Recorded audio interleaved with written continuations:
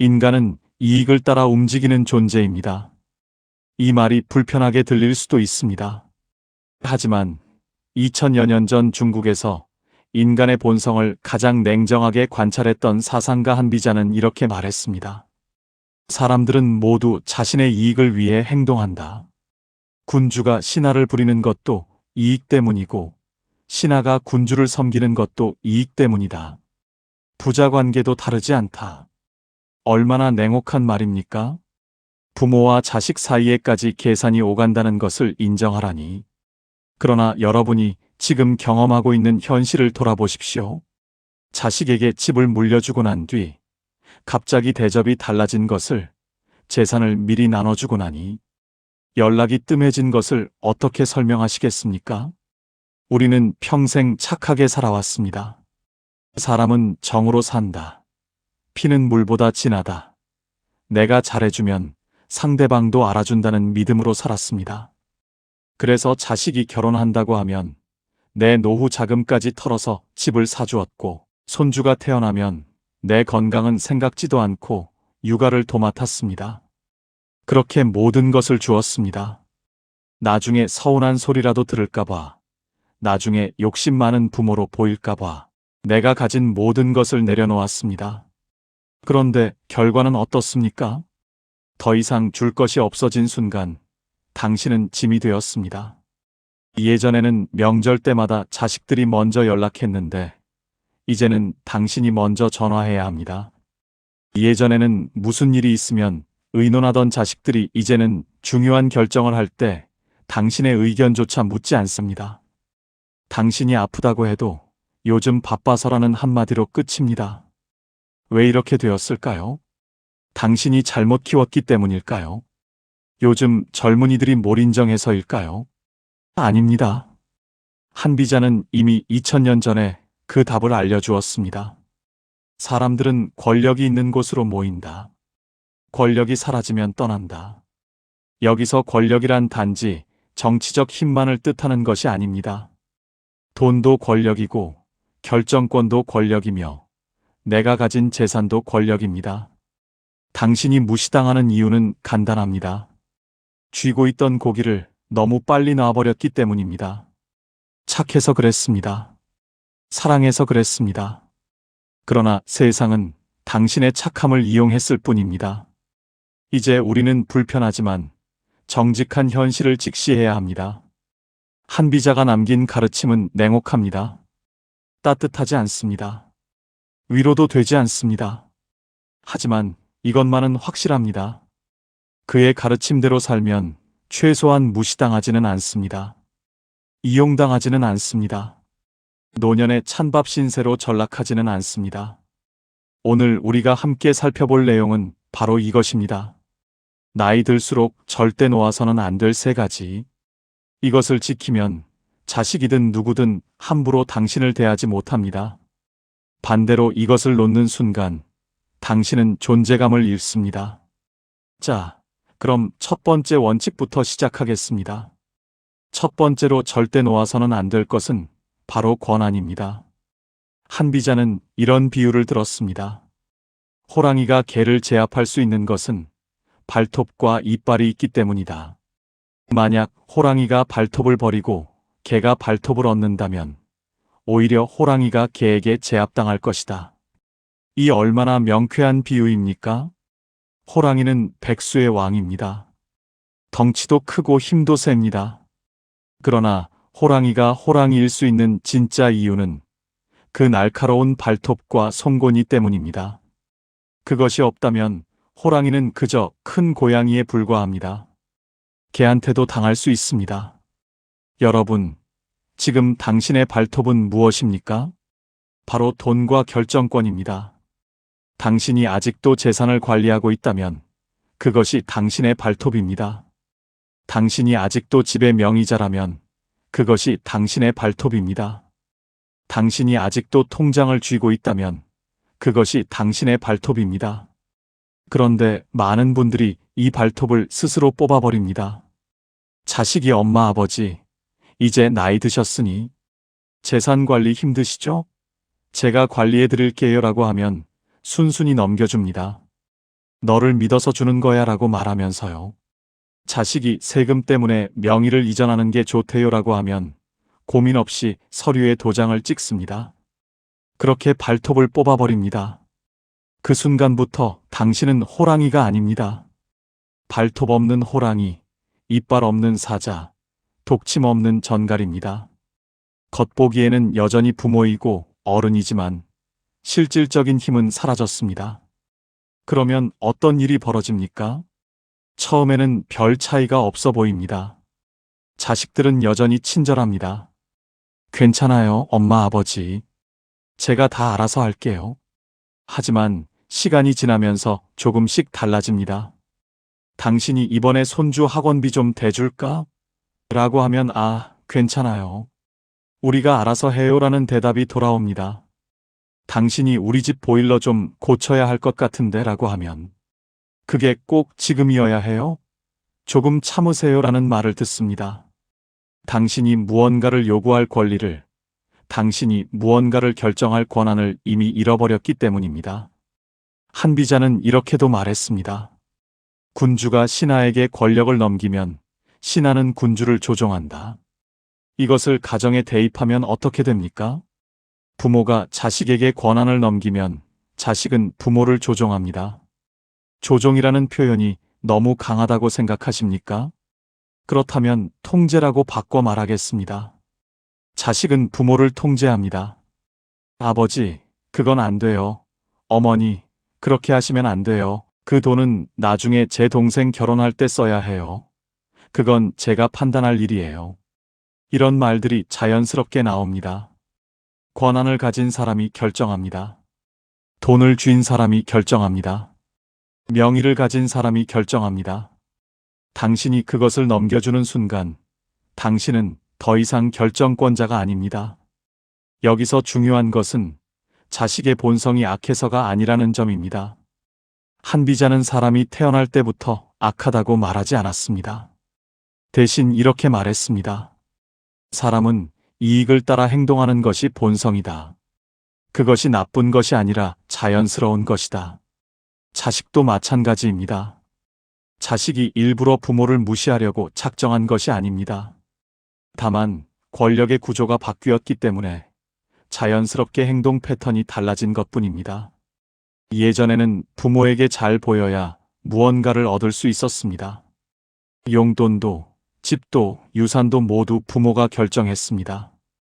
그러니 자식은 부모에게 잘했습니다. 그러나 지금은 이미 모든 것을 받았습니다. 더 이상 부모에게서 얻을 것이 없습니다. 그렇다면 굳이 예전처럼 급진이 모실 이유가 없습니다. 냉혹하게 들립니까? 그러나 이것이 현실입니다. 그래서 한비자는 군주에게 이렇게 충고했습니다. 상과 벌을 다른 사람에게 맡기지 마라. 상과 벌을 직접 쥐고 있어야 신하들이 군주를 두려워하고 존경한다. 이것을 여러분의 삶에 적용하면 이렇습니다. 재산과 결정권을 다른 사람에게 맡기지 마십시오. 재산과 결정권을 직접 쥐고 있어야 자식들이, 주변 사람들이 당신을 존중합니다. 물론 자식이 엄마 아버지를 사랑해서 모시는 거지 재산 때문에 모시는 게 아니에요 라고 말할 수도 있습니다. 그 말이 진심일 수도 있습니다. 하지만 한비자는 진심을 믿지 말라고 했습니다. 구조를 믿으라고 했습니다. 제도를 믿으라고 했습니다. 사랑은 변할 수 있지만 이익 구조는 명확하기 때문입니다.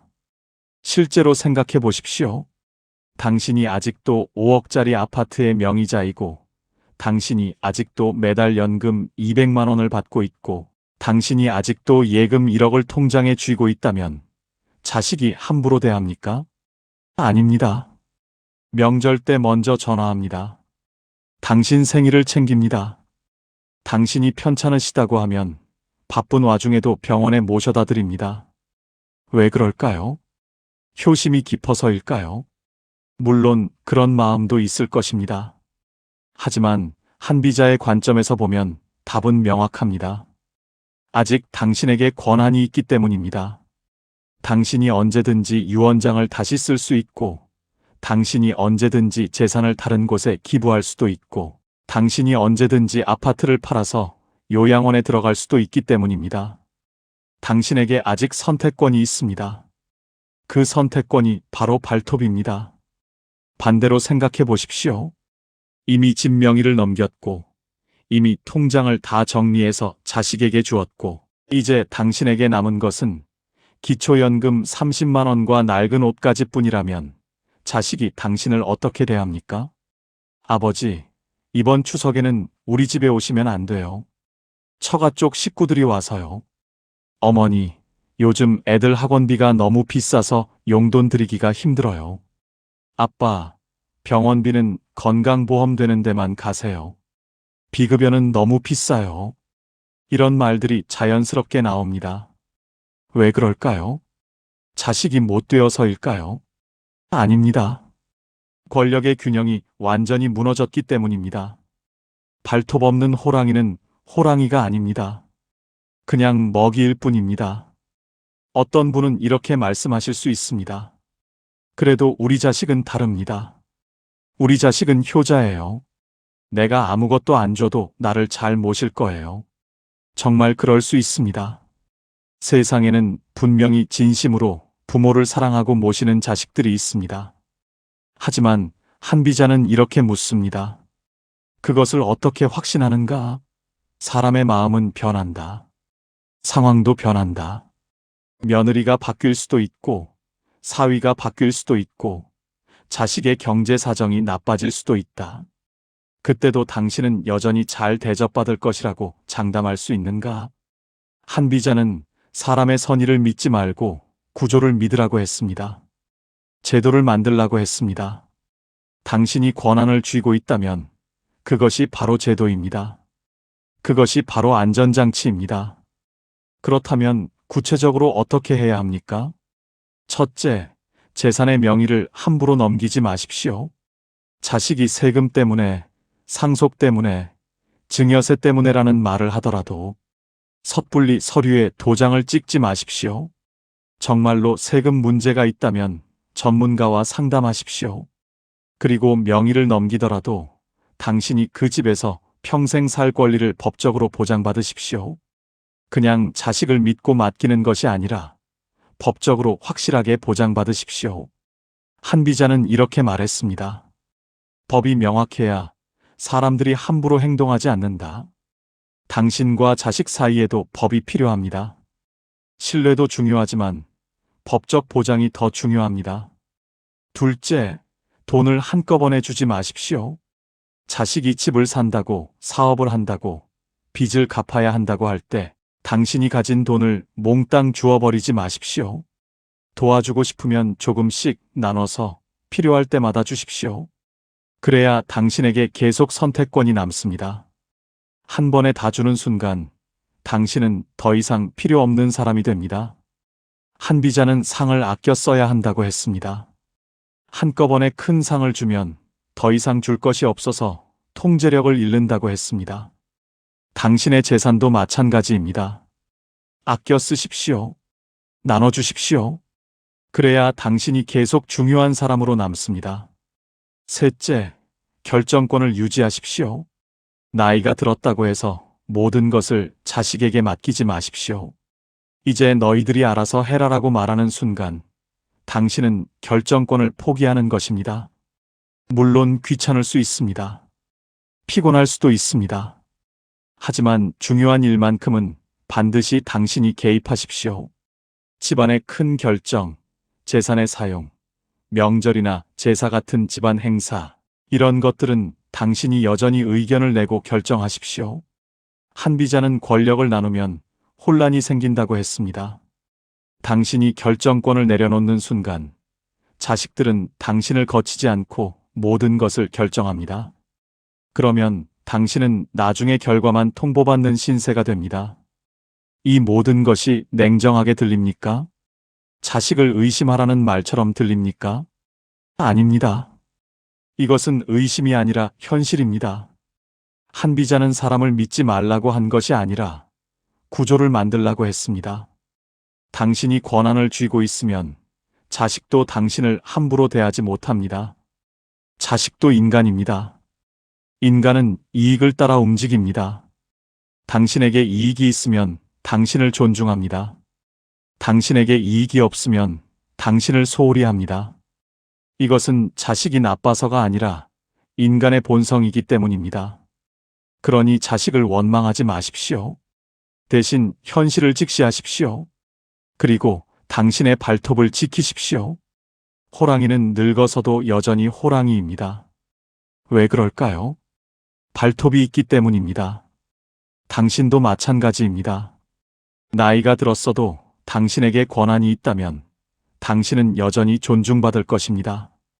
반대로 발톱을 잃은 호랑이는 아무리 과거에 위험이 있었어도 이제는 그저 늙은 짐승일 뿐입니다. 선택은 당신의 몫입니다. 착해 보이려고, 좋은 부모로 보이려고, 자식에게 부담 주기 싫어서 모든 것을 내려놓을 것입니까? 아니면 냉정하게, 현실적으로 당신의 권한을 끝까지 지킬 것입니까? 한비자의 가르침은 따뜻하지 않습니다. 하지만 정직합니다. 그리고 효과적입니다. 당신이 발톱을 쥐고 있는 한 아무도 당신을 함부로 대하지 못합니다.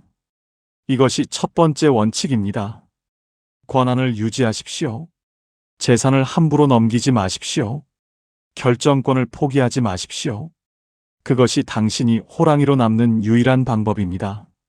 그런데 우리가 착각하는 것이 또 하나 있습니다. 사람들이 나에게 잘해주는 진짜 이유에 대해서입니다. 우리는 종종 이렇게 생각합니다. 저 사람은 나를 진심으로 아껴주는구나. 저 사람은 내 편이야. 하지만 한비자는 이렇게 묻습니다. 정말 그럴까? 아니면 당신에게서 무언가를 얻으려는 것은 아닐까?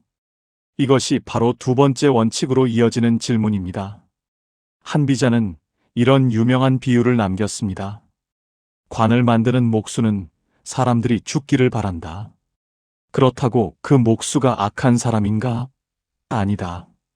다만 사람이 죽어야 관이 팔리고 관이 팔려야 자신이 먹고 살 수 있기 때문이다. 이 비유를 처음 들으면 충격적입니다. 어떻게 사람의 죽음을 바랄 수 있단 말입니까? 하지만 한비자는 여기서 인간 본성의 핵심을 꿰뚫고 있습니다.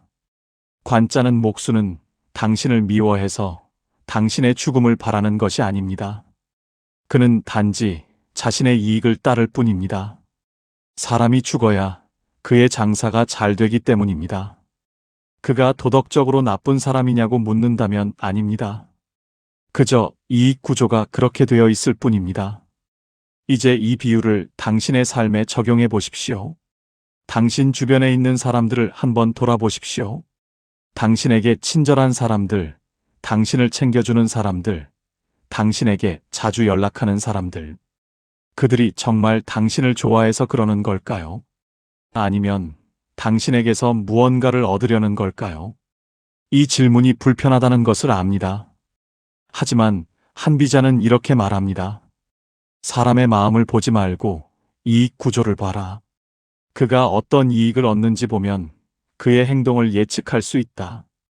예를 들어 볼까요? 당신에게 유독 친절한 며느리가 있습니다. 명절 때마다 음식을 해오고 자주 전화하고 당신의 건강을 챙깁니다. 당신은 감동합니다. 역시 우리 며느리는 다르구나. 친딸보다 낫네. 그런데 잠깐 한비자의 질문을 떠올려 보십시오. 그 며느리는 무엇을 얻습니까? 만약 당신이 재산을 여러 자식에게 나눠줄 계획이고 그 며느리의 남편이 그중 한 명이라면 그녀의 친절은 어디서 나오는 것입니까? 물론 진심도 있을 것입니다. 하지만 한비자는 진심만 보지 말고 구조를 보라고 합니다. 그녀가 당신에게 잘하면 잘할수록 나중에 유산 분배에서 유리해집니다.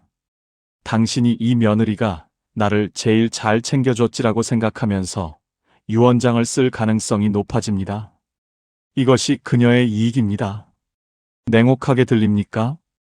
그렇다면 반대 상황을 생각해 보십시오.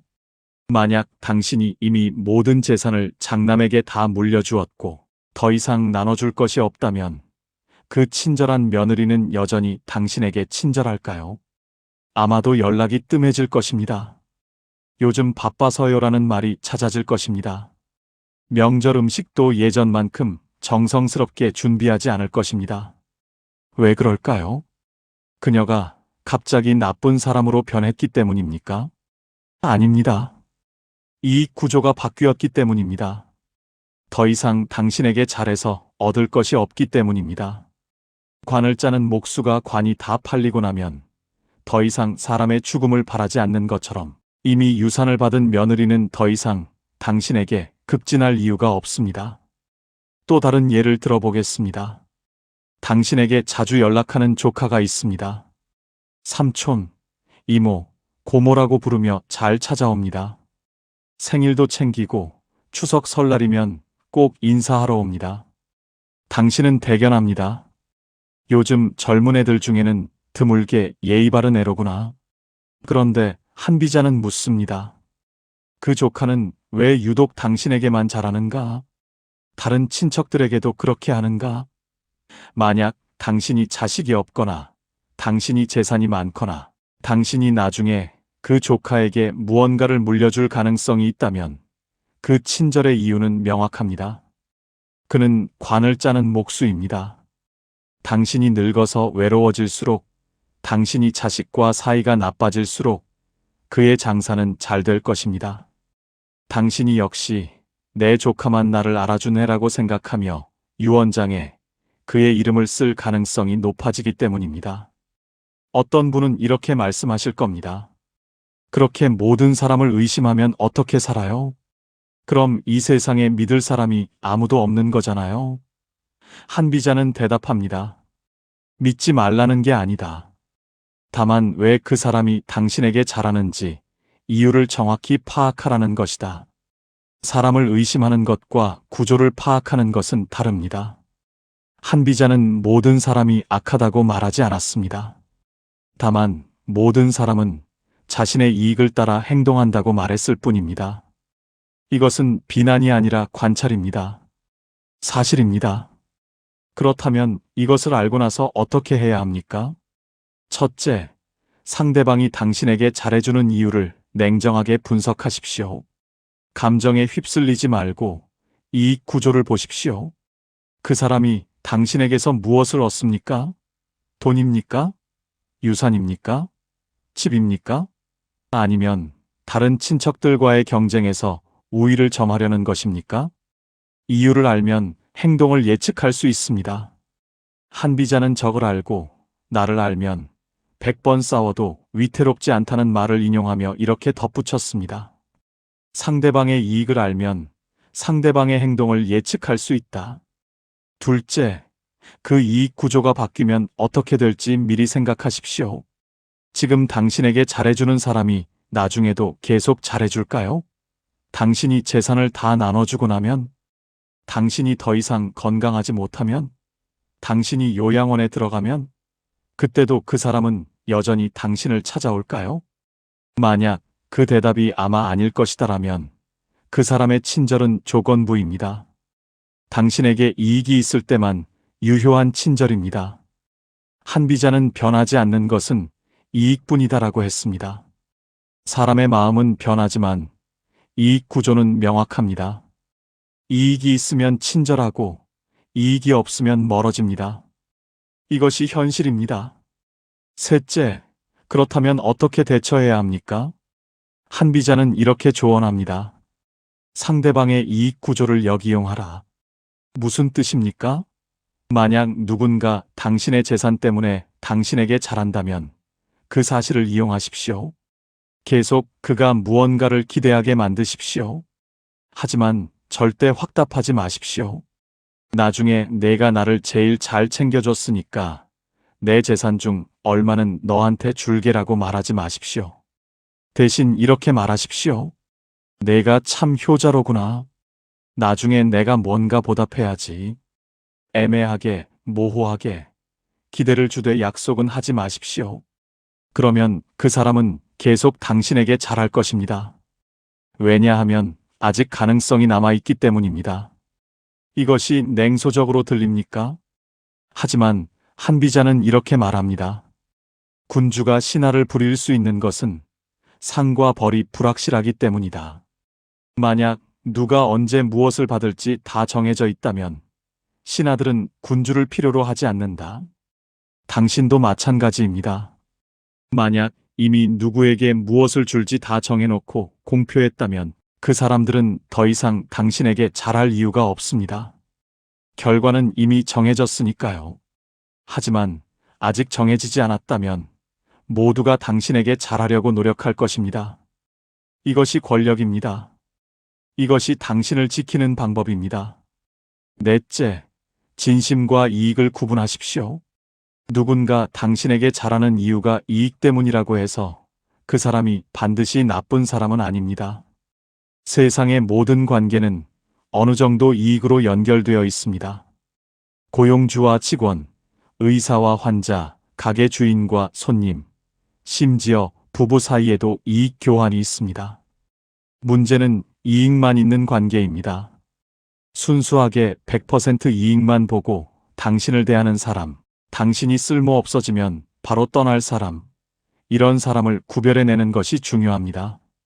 한비자는 진짜와 가짜를 구별하는 방법은 시험해보는 것이라고 했습니다. 일부러 당신이 어려워 보이는 척 해보십시오. 일부러 돈이 없는 척 해보십시오. 그래도 여전히 당신을 찾는 사람이 있다면 그 사람에게는 이익 외에 다른 것도 있는 겁니다. 하지만 갑자기 연락이 뜸해지는 사람이 있다면 그 사람은 관을 짜는 목수입니다. 이 모든 이야기를 들으면 세상이 너무 각박하게 느껴질 수 있습니다. 하지만 한비자는 세상을 비관하라고 한 것이 아닙니다. 다만 눈을 뜨라고 했을 뿐입니다. 관 짜는 목수가 나쁜 사람입니까? 아닙니다. 그는 단지 생계를 유지하려는 평범한 사람입니다. 당신에게 잘하는 며느리가 나쁜 사람입니까? 아닙니다. 그녀도 자기 가족의 이익을 챙기려는 평범한 사람입니다. 당신을 자주 찾는 조카가 나쁜 사람입니까? 아닙니다. 그도 자신의 미래를 준비하는 평범한 사람입니다. 문제는 그들이 나쁘다는 게 아니라 당신이 이 구조를 모르고 순진하게 살다가 나중에 배신감을 느낀다는 것입니다. 한비자는 이렇게 말했습니다. 세상을 있는 그대로 보는 것이 지혜의 시작이다. 세상을 보고 싶은 대로 보는 것은 어리석음이다. 당신은 사람들이 당신을 진심으로 좋아해서 잘해준다고 믿고 싶을 겁니다. 하지만 현실은 다릅니다. 대부분의 사람은 이익 때문에 움직입니다. 이것을 인정하는 순간 당신은 더 이상 속지 않습니다. 더 이상 배신당하지 않습니다. 더 이상 왜 나한테 이럴 수 있지? 라며 상처받지 않습니다. 왜냐하면 당신은 이미 알고 있으니까요. 그들이 당신에게 잘했던 이유를, 그들이 당신을 떠난 이유를 정확히 알고 있으니까요. 이것이 두 번째 원칙입니다. 이해관계를 꿰뚫어 보십시오. 상대방이 당신에게 잘하는 진짜 이유를 파악하십시오. 그 이유가 사라지면 그 친절도 사라진다는 것을 기억하십시오. 관을 짜는 목수는 사람이 죽어야 밥을 먹습니다. 당신 주변의 많은 사람들도 마찬가지입니다. 당신이 가진 무언가가 있어야 당신에게 잘합니다. 이것을 알면 당신은 더 현명하게 관계를 관리할 수 있습니다. 이것을 모르면 당신은 평생 이용당하고 마지막에는 버려집니다. 그런데 여기서 또 하나 중요한 질문이 생깁니다. 상대방의 이익 구조를 파악했다고 칩시다. 이제 당신은 누가 진심이고 누가 이익만 보는지 알게 되었습니다. 그렇다면 이제 안전한 걸까요? 아닙니다.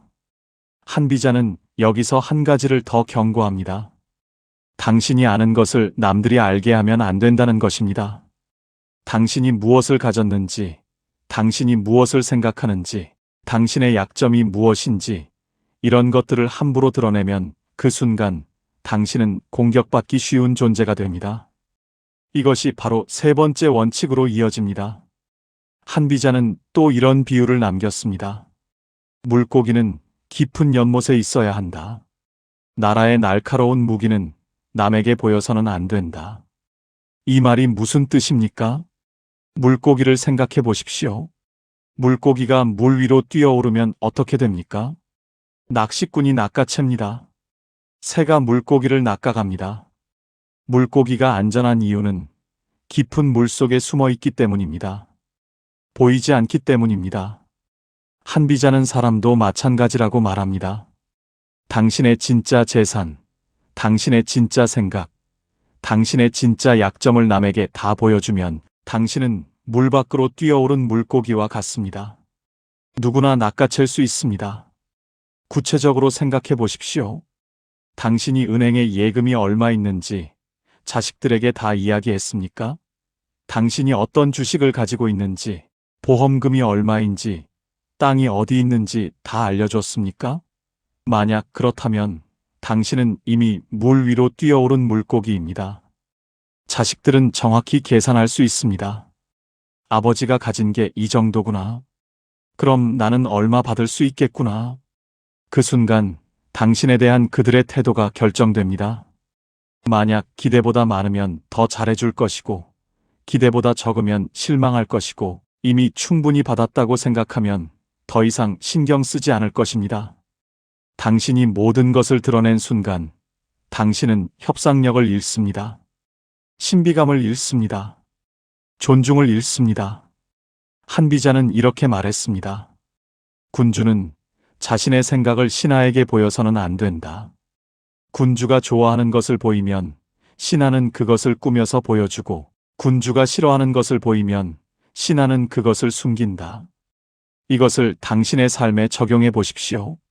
만약 당신이 나는 장남을 제일 믿어라고 공개적으로 말한다면 어떻게 됩니까? 장남은 더 이상 노력하지 않습니다. 이미 확정됐으니까요. 다른 자식들은 포기하거나 섭섭해합니다. 반대로 만약 당신이 나는 아직 누구에게 무엇을 줄지 결정하지 않았어라고 말하면서 당신의 진짜 마음을 숨긴다면 어떻게 됩니까? 모든 자식들이 당신에게 잘하려고 노력합니다.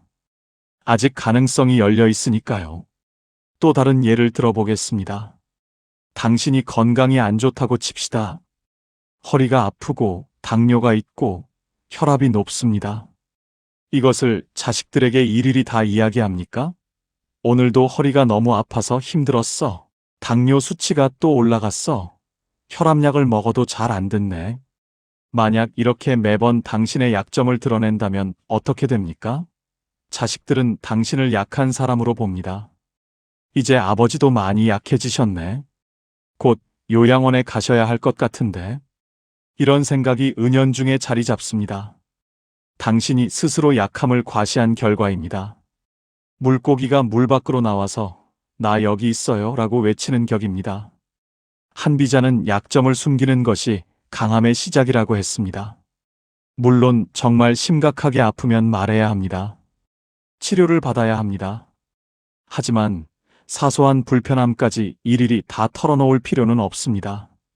오히려 조금 아파도 괜찮은 척 하십시오. 힘들어도 여전히 활동적인 모습을 보이십시오. 그러면 사람들은 당신을 여전히 건강한 사람으로 봅니다. 아직 한참 더 살 사람으로 봅니다. 아직 힘이 있는 사람으로 봅니다. 이것이 중요합니다. 사람들은 약한 사람을 무시합니다. 곧 죽을 것 같은 사람을 무시합니다. 이것은 잔인하지만 현실입니다. 또한 당신의 속마음도 함부로 드러내지 마십시오. 당신이 누구를 더 좋아하는지, 누구한테 섭섭한지, 무엇이 두려운지 이런 것들을 입 밖에 내지 마십시오. 한비자는 마음을 드러내면 상대방이 그것을 이용한다고 했습니다. 예를 들어 볼까요? 만약 당신이 며느리한테 나는 너무 외로워. 요양원에 가는 게 제일 무서워라고 말했다고 칩시다. 그 며느리는 이제 당신의 약점을 알았습니다. 다음에 당신이 무언가를 요구하면 그녀는 이렇게 말할 수 있습니다. 어머님, 그렇게 하시면 저희가 어머님을 모시기 힘들어져요.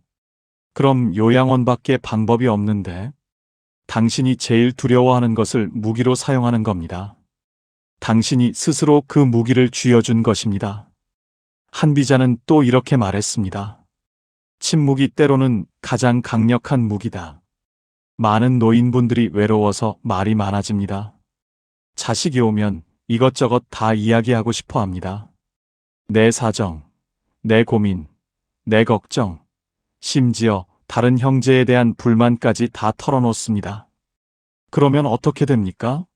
그 말들이 돌고 돌아서 형제들 사이에 갈등이 생깁니다. 당신이 한 말이 왜곡되어 전해집니다. 엄마가 형을 더 좋아하신대. 아버지가 너한테만 재산을 더 준다고 하시더라. 이런 식으로 당신의 말이 무기가 되어 당신을 공격합니다. 물 밖으로 나온 물고기는 낚시꾼만 조심하면 되는 게 아닙니다. 새도 조심해야 하고, 다른 물고기도 조심해야 하고, 심지어 햇빛도 조심해야 합니다. 드러내는 순간 모든 것이 위협이 됩니다. 그렇다면 구체적으로 어떻게 해야 합니까?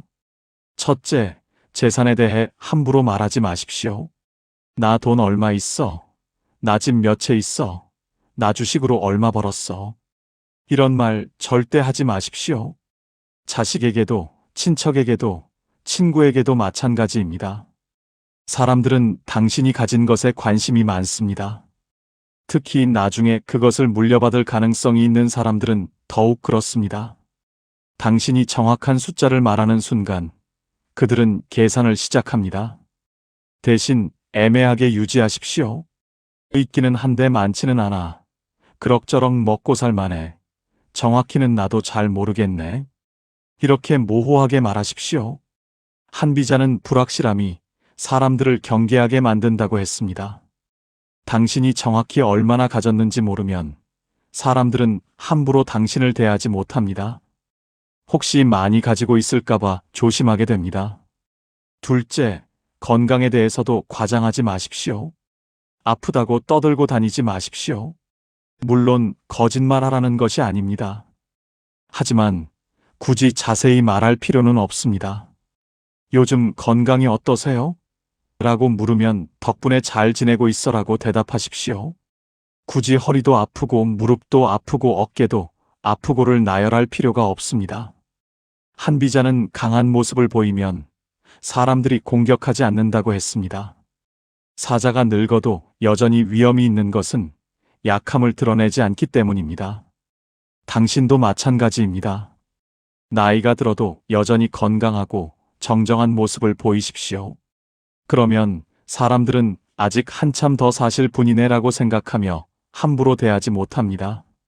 셋째, 당신의 계획과 생각을 미리 말하지 마십시오. 나중에 나는 이렇게 할 거야. 나는 누구한테 무엇을 줄 거야. 나는 이런 사람이 싫어. 이런 말들을 입 밖에 내는 순간 사람들은 그에 맞춰서 행동을 조정합니다. 한비자는 계획은 비밀이 생명이다라고 했습니다. 군사작전도 적에게 알려지면 실패합니다. 당신의 계획도 마찬가지입니다. 미리 말해버리면 사람들이 그것을 이용하거나 방해합니다. 대신 침묵하십시오. 결정은 혼자 하십시오. 실행할 때까지 아무에게도 말하지 마십시오. 그것이 당신을 지키는 방법입니다. 넷째, 감정도 함부로 드러내지 마십시오. 나는 외로워. 나는 무서워. 나는 섭섭해. 이런 감정들을 있는 그대로 다 표현하면 사람들은 그것을 약점으로 봅니다. 한비자는 감정을 드러내면 적에게 칼자루를 쥐어주는 것이라고 했습니다. 물론 인간이니까 외롭고 무섭고 섭섭한 감정이 있을 겁니다.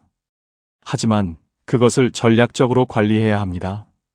정말 믿을 만한 한두 사람에게만 이야기하십시오. 나머지 사람들 앞에서는 평온하고 담담한 모습을 유지하십시오. 그래야 사람들이 당신을 함부로 대하지 못합니다. 물고기는 깊은 연못에 있어야 안전합니다. 수면 위로 올라오는 순간 위험합니다. 당신도 마찬가지입니다. 당신의 재산, 건강, 생각, 감정, 이 모든 것이 당신의 깊은 곳에 숨겨져 있어야 합니다.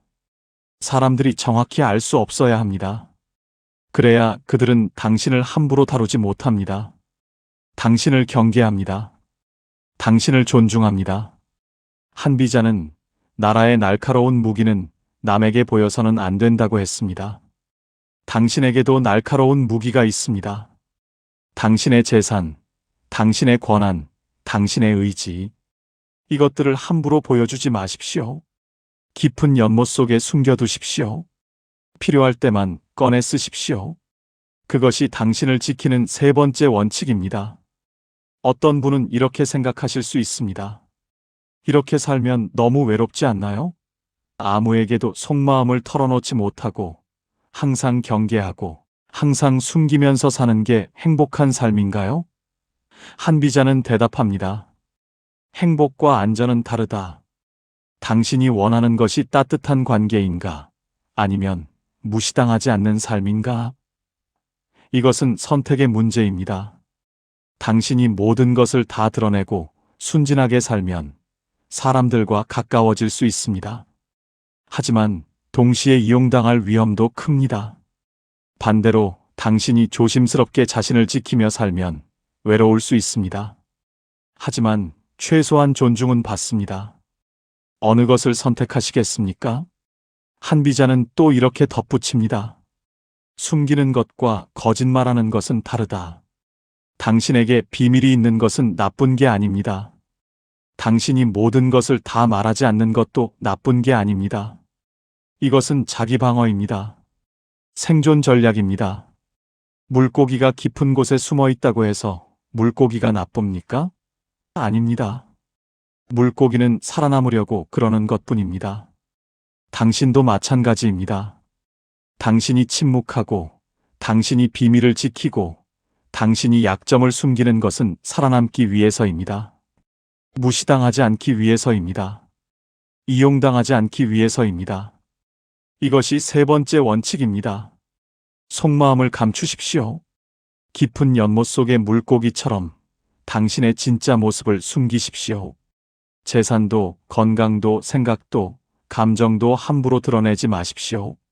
사람들이 당신을 완전히 파악할 수 없게 만드십시오.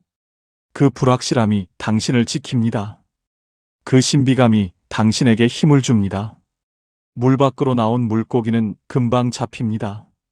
하지만 깊은 곳에 숨어 있는 물고기는 아무도 함부로 낚을 수 없습니다. 그렇다면 이제 우리는 무엇을 해야 할까요? 지금까지 한비자의 가르침을 통해 세 가지 원칙을 살펴봤습니다. 권한을 유지하고, 이해관계를 꿰뚫어보고, 속마음을 감추는 것. 이 세 가지만 지켜도 당신은 노년에 무시당하지 않습니다. 이용당하지 않습니다. 찬밥 신세로 전락하지 않습니다. 하지만 여전히 의문이 남을 수 있습니다. 이렇게 냉정하게, 이렇게 계산적으로 사는 것이 과연 옳은 일인가? 한비자라면 이렇게 대답했을 것입니다. 옳고 그름을 따지기 전에 먼저 살아남아야 한다. 죽은 사람에게는 도덕도 의미가 없다. 너무 냉혹하게 들립니까? 하지만 생각해 보십시오. 당신이 착하게만 살다가 노년에 무시당하고, 이용당하고, 외면받으면 무슨 소용입니까? 당신이 모든 것을 다 주고 나서 자식들이 당신을 짐으로 여기면 무슨 의미입니까? 한비자는 현실주의자였습니다. 그는 이상을 말하지 않았습니다. 대신 지금 여기서 어떻게 살아남을 것인가를 말했습니다. 사실 한비자의 가르침이 냉정해 보이는 이유는 그가 인간의 본성을 있는 그대로 봤기 때문입니다. 많은 사상가들이 인간은 원래 선하다. 사랑으로 모든 것을 해결할 수 있다고 말했습니다. 아름다운 말입니다. 하지만 현실에서는 작동하지 않습니다. 한비자는 2000년 전에 이미 알았습니다. 사람들은 말로는 도덕을 외치지만 실제로는 이익을 따라 움직인다는 것을, 부모가 자식을 사랑하는 것도, 자식이 부모를 모시는 것도 그 안에는 반드시 이익 계산이 들어간다는 것을, 이것을 인정하지 않으면 평생 배신감에 시달립니다. 하지만 이것을 인정하고 나면 더 이상 상처받지 않습니다. 예를 들어 생각해 봅시다. 당신에게 두 아들이 있습니다. 첫째는 멀리 살면서 1년에 한두 번 연락합니다. 둘째는 가까이 살면서 자주 찾아옵니다. 당신은 자연스럽게 둘째에게 더 마음이 갑니다. 역시 둘째가 효자야. 첫째는 나를 잊고 사는구나. 그래서 재산을 나눌 때 둘째에게 더 많이 주려고 생각합니다. 그런데 한비자는 이렇게 묻습니다. 둘째가 자주 찾아오는 이유가 정말 효심 때문인가? 아니면 당신과 가까이 살면서 더 많은 것을 얻으려는 전략인가? 냉정하게 분석해 보십시오. 둘째는 당신 근처에 삽니다. 당신이 아프면 병원에 데려갑니다. 명절 때마다 얼굴을 보입니다. 당신은 감동합니다. 하지만 동시에 둘째는 무엇을 얻습니까? 당신이 만드는 반찬을 자주 얻어갑니다. 손주 봐달라고 맡깁니다. 급할 때 돈을 빌리기도 쉽습니다. 그리고 무엇보다 당신 곁에 있으면서 유산에서 더 큰 몫을 차지할 가능성을 높입니다. 이것이 나쁜 것입니까? 아닙니다. 이것이 이익 구조입니다. 둘째가 악한 사람이어서가 아니라 그의 위치가 그렇게 행동하도록 만드는 것입니다. 반대로 첫째를 보십시오. 멀리 삽니다. 자주 못 옵니다. 당신은 섭섭합니다. 하지만 첫째의 입장에서 생각해 보십시오. 그는 당신과 물리적으로 멀리 떨어져 있어서 얻을 수 있는 이익이 적습니다. 자주 와봤자 교통비만 듭니다. 당신이 만드는 반찬도 받기 어렵습니다. 손주를 맡기기도 어렵습니다. 그리고 둘째가 항상 당신 곁에 있으니 유산 경쟁에서 이미 밀린 것 같습니다. 그러니 첫째는 계산합니다. 어차피 내가 자주 가도 둘째만큼 혜택을 못 받을 텐데 굳이 자주 갈 필요가 있나? 이것도 이익 구조입니다. 첫째가 불효해서가 아니라 그의 상황이 그렇게 행동하도록 만드는 것입니다. 한비자는 이런 상황에서 뭐라고 조언할까요? 감정에 휘둘리지 말고 구조를 봐라. 둘째가 더 효자처럼 보이는 것은 그가 더 착해서가 아니라 그가 더 가까이 있어서다. 첫째가 소홀한 것처럼 보이는 것은 그가 더 나빠서가 아니라 그가 더 멀리 있어서다. 그렇다면 어떻게 해야 합니까?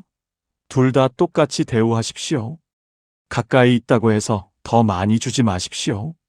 멀리 있다고 해서 섭섭해하지 마십시오. 이익 구조를 이해하고 나면 더 이상 감정에 휘둘리지 않습니다. 더 공정하게 판단할 수 있습니다. 또 다른 사례를 봅시다. 당신의 딸이 결혼해서 시집 갔습니다. 처음에는 자주 연락했는데 점점 연락이 뜸해집니다. 당신은 섭섭합니다. 시집 가면 다 그렇구나. 딸은 역시 남의 집 사람이야. 그런데 몇 년 후 딸이 이혼했습니다. 그러자 갑자기 딸이 자주 연락합니다. 집에도 자주 옵니다. 당신은 기쁘기도 하고 복잡하기도 합니다. 한비자는 이렇게 설명합니다. 딸이 결혼했을 때는 그녀의 이익 중심이 시댁이었다. 시부모에게 잘 보이고 남편과 관계를 잘 유지하는 것이 그녀의 생존 전략이었다. 그래서 친정에 소홀했다. 하지만 이혼 후 그녀의 이익 중심이 다시 친정으로 돌아왔다.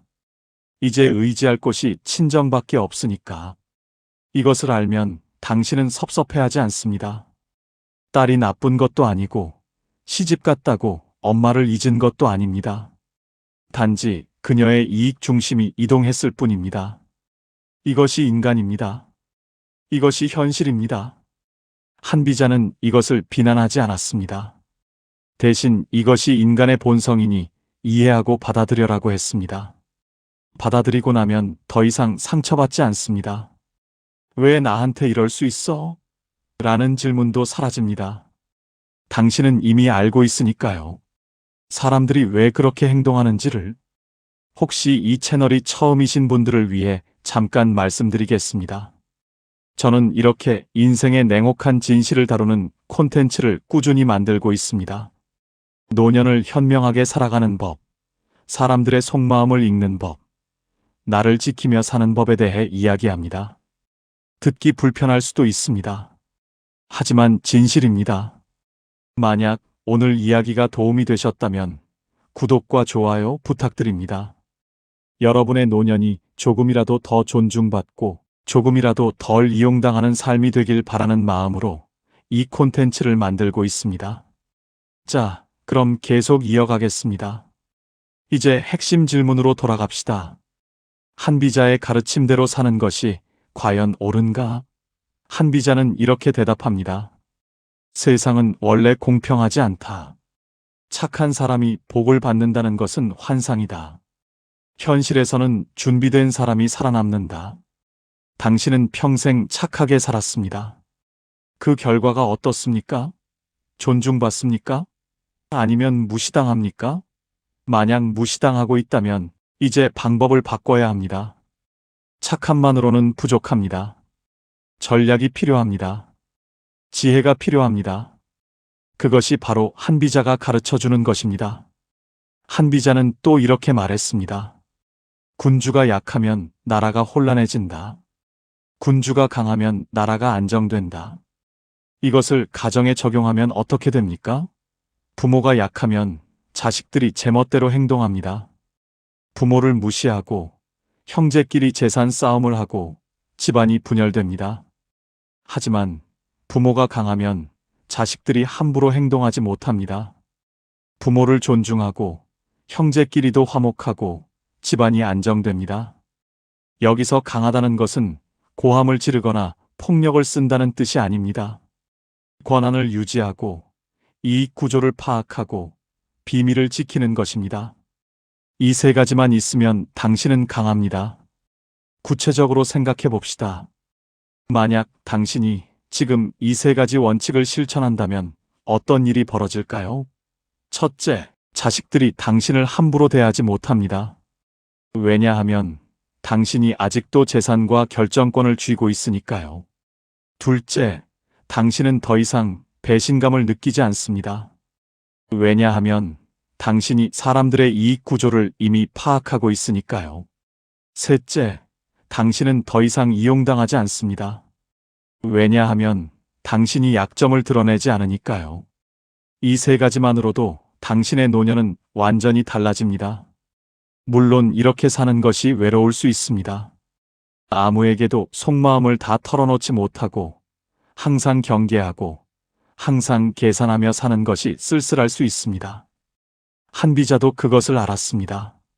그래서 그는 이렇게 말했습니다. 군주는 외롭다. 하지만 그 외로움이 나라를 지킨다. 당신도 마찬가지입니다.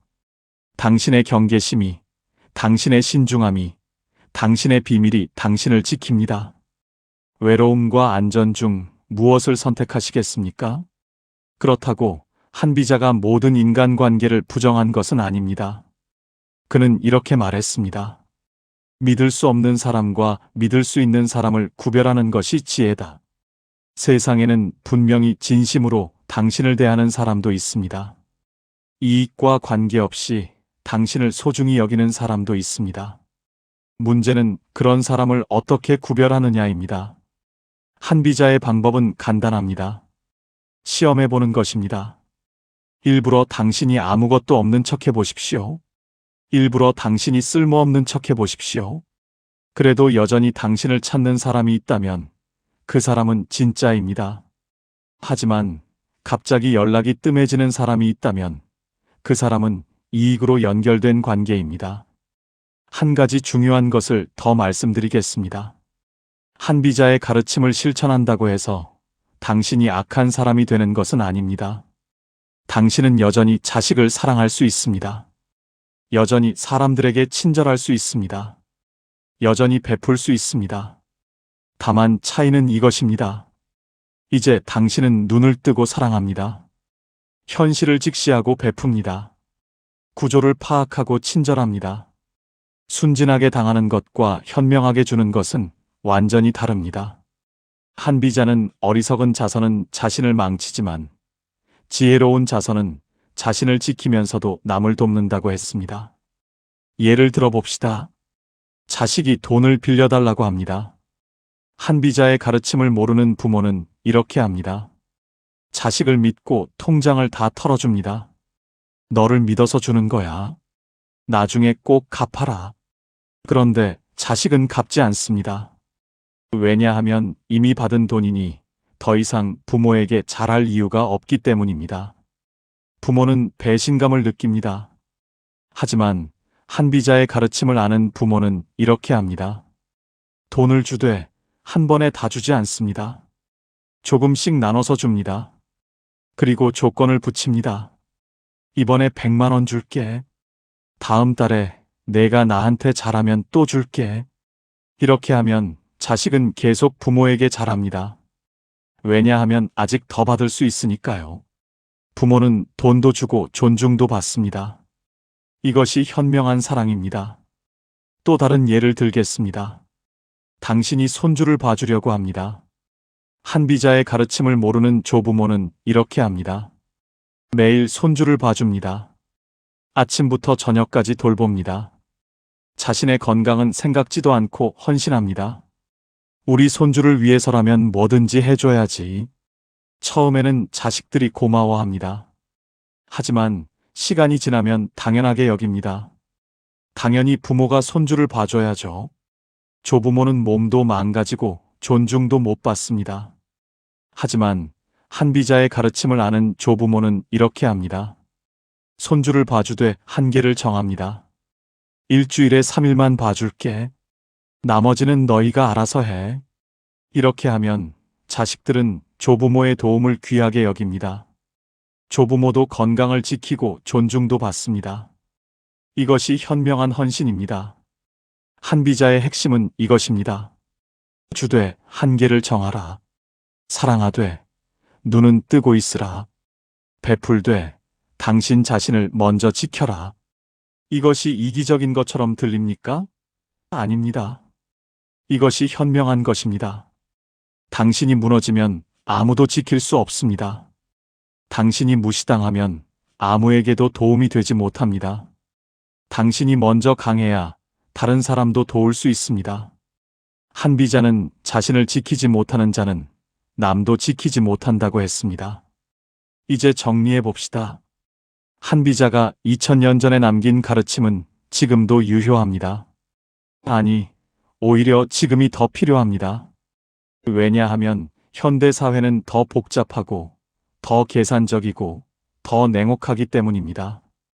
옛날에는 그래도 혈연이 의미가 있었습니다. 집안이 중요했습니다. 하지만 지금은 어떻습니까? 자식들도 각자 살기 바쁩니다. 부모를 모시는 것이 부담입니다. 효도는 선택사항이 되었습니다. 이런 시대에 당신이 순진하게 착하기만 하면 어떻게 됩니까?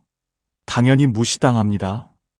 그래서 한비자의 3가지 원칙이 더욱 중요합니다. 첫째, 권한을 절대 놓지 마십시오. 당신의 재산, 당신의 결정권, 당신의 발톱을 끝까지 쥐고 계십시오. 그것이 당신을 호랑이로 만듭니다. 둘째, 이해관계를 똑똑히 보십시오. 그 사람들이 왜 당신에게 잘하는지, 무엇을 원하는지, 관을 짜는 목수처럼 무슨 이익을 노리는지 파악하십시오. 셋째, 당신의 약점을 숨기십시오. 깊은 연못 속의 물고기처럼 당신의 진짜 모습을 드러내지 마십시오. 이 3가지만 기억하십시오. 어떤 분은 여전히 의심하실 겁니다. 정말 이렇게 사는 게 맞나요? 이렇게 살면 행복할 수 있나요? 한비자는 행복에 대해 이렇게 말했습니다. 행복은 안전에서 나온다. 불안한 사람은 행복할 수 없다. 당신이 지금 무시당하고 이용당하면서 행복합니까? 아닙니다. 당신은 불안합니다. 언제 자식들이 당신을 버릴까 불안합니다. 언제 요양원에 가게 될까 불안합니다. 언제 돈이 떨어질까 불안합니다. 이런 불안 속에서는 행복할 수 없습니다. 하지만 당신이 권한을 쥐고 구조를 파악하고 자신을 지키면 어떻게 됩니까? 안전해집니다. 안전해지면 비로소 평온해집니다. 평온해지면 행복할 수 있습니다. 한비자는 마지막으로 이렇게 말했습니다. 세상을 탓하지 마라. 세상은 원래 그렇다. 대신 당신 자신을 지켜라. 이것이 핵심입니다. 자식이 불효해서 화내지 마십시오. 세상이 냉혹해서 비관하지 마십시오. 사람들이 이기적이어서 원망하지 마십시오. 그것이 원래 인간입니다. 그것이 원래 세상입니다. 한비자는 세상을 바꾸려고 하지 말고 당신 자신을 지키라고 했습니다. 세상은 바뀌지 않습니다. 2000년 전이나 지금이나 사람들은 똑같습니다. 이익을 따라 움직입니다.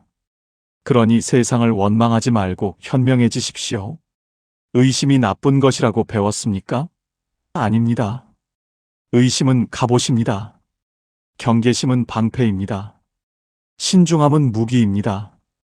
이것들이 당신을 지킵니다. 순진함은 미덕이 아닙니다.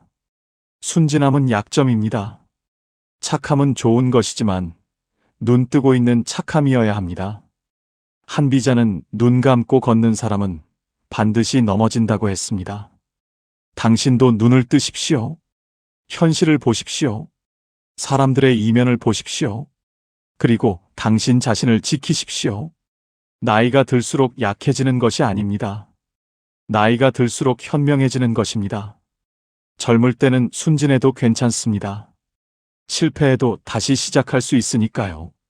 하지만 이제는 다릅니다. 이제 당신에게는 다시 시작할 시간이 많지 않습니다. 한 번 재산을 잃으면 되돌릴 수 없습니다. 한 번 권한을 넘기면 되찾기 어렵습니다. 한 번 약점을 드러내면 지울 수 없습니다. 그러니 더욱 조심해야 합니다. 더욱 현명해야 합니다. 더욱 강해야 합니다. 한비자의 가르침은 냉혹합니다. 하지만 진실합니다. 한비자는 당신을 위로하지 않습니다. 대신 당신을 깨웁니다. 그는 세상은 아름답다고 거짓말하지 않습니다. 대신 세상은 냉혹하니 준비하라고 경고합니다. 이것이 진짜 친구가 하는 말입니다. 당신에게 달콤한 거짓말을 하는 사람보다 불편한 진실을 말해주는 사람이 진짜 당신을 생각하는 사람입니다. 오늘 이 이야기를 들으면서 불편하셨을 수 있습니다. 당신의 자식을 의심하라는 말, 사람들을 경계하라는 말, 속마음을 숨기라는 말이 거북하셨을 수 있습니다. 하지만 생각해 보십시오. 당신이 지금까지 살아온 방식이 당신을 행복하게 만들었습니까? 만약 그렇다면 이 이야기를 무시하십시오. 계속 그렇게 사십시오. 하지만 만약 당신이 지금 무시당하고 있다면, 이용당하고 있다면, 외면받고 있다면 이제 바꿔야 합니다. 방법을 바꿔야 합니다. 생각을 바꿔야 합니다. 한비자의 가르침을 받아들여야 합니다. 당신은 아직 늦지 않았습니다. 아직 재산이 남아있다면, 아직 건강이 남아있다면, 아직 시간이 남아있다면 지금부터라도 시작하십시오. 권한을 되찾으십시오. 주었던 것을 조금씩 되돌리십시오. 사람들의 이면을 파악하십시오. 당신의 비밀을 지키십시오. 그리고 무엇보다 중요한 것, 당신 자신을 존중하십시오. 당신이 당신을 존중하지 않으면 아무도 당신을 존중하지 않습니다. 한비자는 2000년 전에 죽었습니다. 하지만 그의 가르침은 살아있습니다. 왜냐하면 인간의 본성은 변하지 않기 때문입니다. 2000년 전에도 사람들은 이익을 따라 움직였고 지금도 그렇습니다. 2000년 전에도 권력을 가진 자가 존중받았고 지금도 그렇습니다. 2000년 전에도 비밀을 지키는 자가 안전했고 지금도 그렇습니다. 한비자의 지혜는 시대를 초월합니다. 왜냐하면 그것은 인간 본성에 대한 관찰이기 때문입니다. 마지막으로 이것만은 꼭 기억하십시오. 당신은 혼자가 아닙니다. 당신처럼 배신당한 사람이 많습니다. 당신처럼 무시당한 사람이 많습니다. 당신처럼 후회하는 사람이 많습니다. 하지만 이제 당신은 한비자의 지혜를 알았습니다. 이제 당신은 무기를 얻었습니다. 이 무기로 당신 자신을 지키십시오. 나머지 인생을 당신답게 사십시오. 누구에게도 무시당하지 않고 누구에게도 이용당하지 않고 당당하게 사십시오. 호랑이는 늙어서도 발톱이 있으면 호랑이입니다. 당신도 마찬가지입니다. 당신의 발톱을 지키십시오. 관을 짜는 목수가 누구인지 파악하십시오. 깊은 연못 속에 숨어있는 물고기처럼 당신의 진짜 모습을 지키십시오. 이 세 가지만 기억한다면 당신의 노년은 달라질 것입니다. 더 이상 찬밥 신세가 아닙니다. 더 이상 짐이 아닙니다. 당신은 여전히 이 집안의 중심입니다. 여전히 존중받아야 할 사람입니다. 세상은 냉혹합니다. 하지만 당신은 더 현명해질 수 있습니다. 사람들은 이기적입니다. 하지만 당신은 그 구조를 이용할 수 있습니다. 현실은 잔인합니다. 하지만 당신은 그 안에서 살아남을 수 있습니다. 한비자가 2000년 전에 그랬듯이 당신도 이 냉혹한 세상에서 당신만의 자리를 지킬 수 있습니다. 정신 똑바로 차리십시오. 눈을 뜨십시오. 그리고 당신 자신을 지키십시오. 그것이 한비자가 당신에게 전하는 마지막 메시지입니다.